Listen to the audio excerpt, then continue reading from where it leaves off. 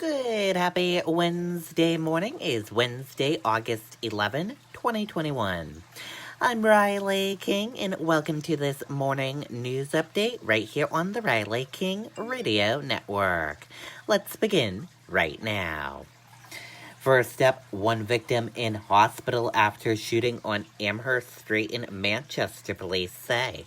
Let's take a listen to that video from WMUR News 9. Plymouth Ford is now New Car Florida Plymouth. That's right, Plymouth Ford is now New Car.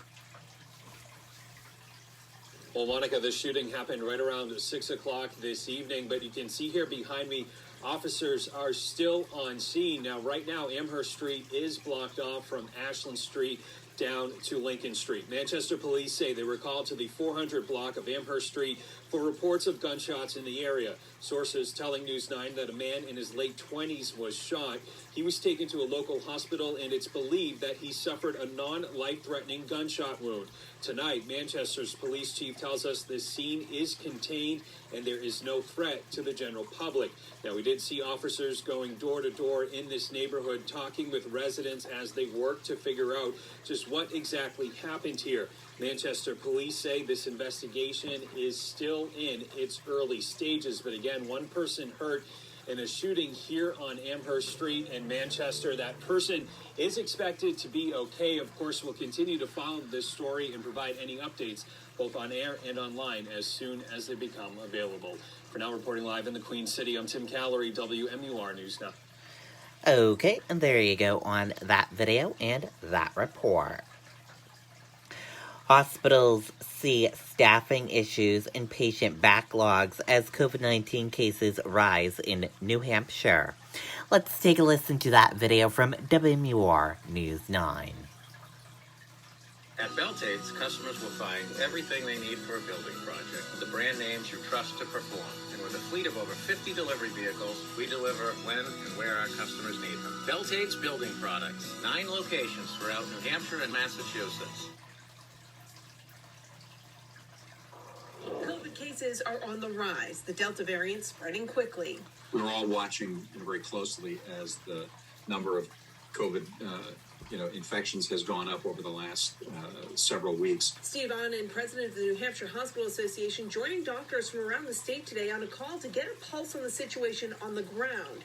More than 18 months into this pandemic, and not only are case numbers heading in the wrong direction, but hospitals are playing catch-up. Catholic Medical Center says they've been busy and the cases are not all COVID related. There were a lot of people that put off health care, especially elective things or the management of chronic illness because of COVID. So all the hospitals in the state really started trying to work through that backlog. And they're working through the backlog short-staffed. Dr. Gilbert estimates around 30% vacancy rate at facilities statewide. The nursing shortages are making it harder for all the hospitals to open beds, open up different units. The critical need for nurses and medical staff comes at a time when hospitals are bracing for another potential surge of cases moving into the fall. Since we're starting to see the uptick in numbers, we're starting to pivot to implement the different policies and procedures that will keep our patients and our staff safe. The biggest message from doctors is get vaccinated, saying it's the only way to prevent hospitalizations and death from COVID.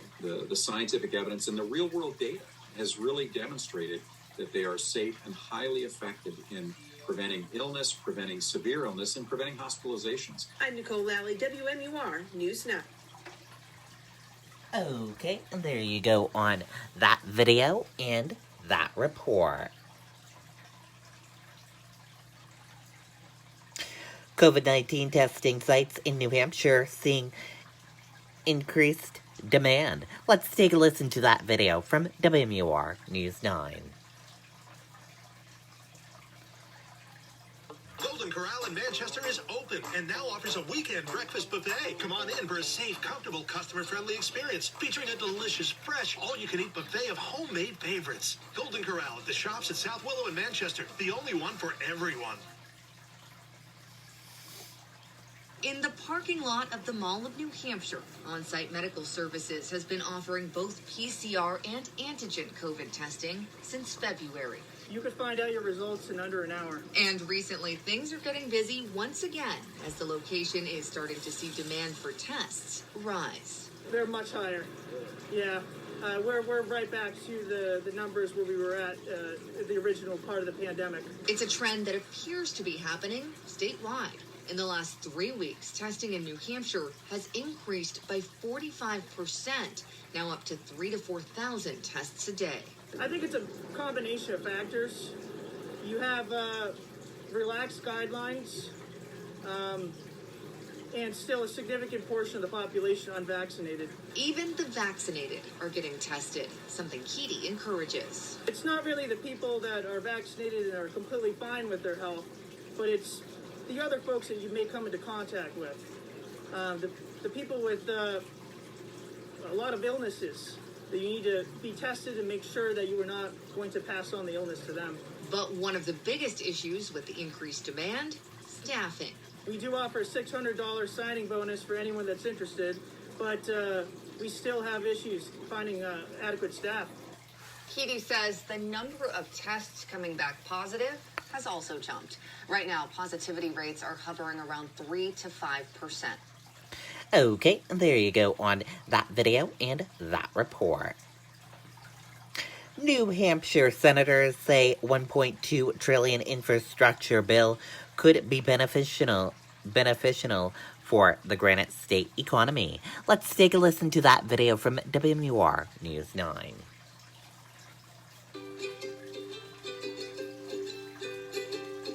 Come see Darla and Hildy at Clark's Bears in Lincoln, New Hampshire. Visit clarksbears.com to reserve your tickets today. Securing broadband internet for Bristol has been a full-time job for town administrator Nick Coates. The big thing for us is going to be that we're going to be able to start covering every home. Coates considers high-speed internet a vital piece to the town's economy and public safety. This is huge because now we can start to connect our police and fire departments with neighboring police and fire departments. This is the biggest investment in infrastructure in the United States in over 50 years.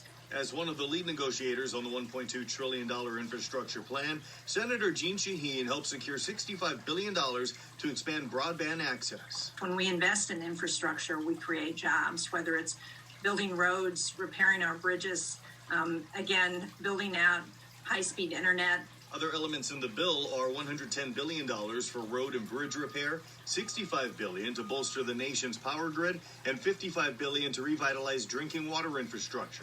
Senator Maggie Hassan says expanding passenger rail is also part of it. I think about the impact it would make on the quality of people's lives as well as the quality of our environment and the capacity to attract people to our state, to have a connection between Boston, Nashua, Manchester, and Concord. But Senate Minority Leader Mitch McConnell, who voted for this bill, is now expressing concerns about the framework of a $3.5 trillion budget proposal being pushed by some Democrats. If they want inflation and tax hikes to be their legacy, then Republicans do not currently have the votes to spare the American families this nightmare. Next up, the bill will be voted on by the House of Representatives, with the House out for August recess, though that may not take place until the fall. Okay, there you go on that video and that report. New Hampshire housing market data shows home sales down in July, prices up from previous years. Let's take a listen to that video from WMUR News 9. At Beltates, customers will find everything they need for a building project. The brand names you trust to perform. And with a fleet of over 50 delivery vehicles, we deliver when and where our customers need them. Beltates Building Products. 9 locations throughout New Hampshire and Massachusetts. After a wild pandemic-driven year, there are signs New Hampshire's red-hot real estate market may be starting to cool off. We're seeing a little bit of balance happening, fortunately, for some buyers in the state. We're seeing a little less attendance at open houses, a lot more New Hampshire license plates and less Massachusetts, Connecticut license plates. In a new report, the New Hampshire Association of Realtors says from July of 2020 to July 2021, sales of single-family homes are down 14.8%. While the median sales price of a single-family home is up 18.2%. Inventory is way down from last year, too, but that trend line is moving. So while the inventory was really low in the beginning of the year, we're seeing a much greater increase each week. Let's say in the beginning of the year, it was hovering around 1,000 single-family homes for sale at any given week. Now we're more around 1,800 for sale. Even though sales are down, single-family homes continue to be snapped up almost as soon as they're listed. It all happened very quickly. It was basically, my wife and I decided that we wanted to make the move, put it on the real estate websites on a Wednesday, showings on a Friday and a Saturday, and we had 13 offers by Sunday night. So, yeah, it happened really fast. In Concord, Adam Sexton, WMUR News. Okay, and there you go on that video and that report. Medical Society says current vaccination rates in New Hampshire, not enough to stop the Delta variant. Let's take a listen to that video from WMUR News 9. These are the Joneses. When they decided to look for a bigger house in the area, they knew they needed a local mortgage lender who could move at their pace. At Service Credit Union, we're ready to get you the best terms on your terms. Here for you now and always. Call today.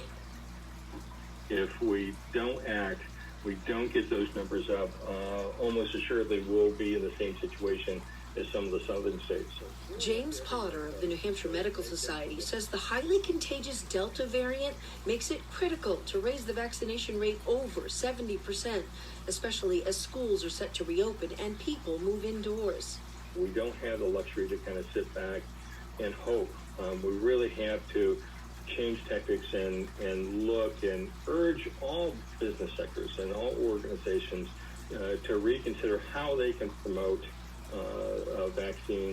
COVID vaccines among their employees. The state's healthcare community leading by example. This is what we're doing. We're asking that employees of healthcare settings be required to be vaccinated. And some are. Dartmouth-Hitchcock Health requiring its workforce be vaccinated by the end of next month. Anthem requiring its associates be vaccinated when they return to the office, adding financial incentives.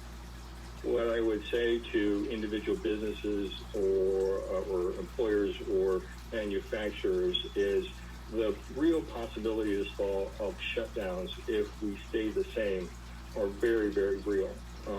So we have to act now.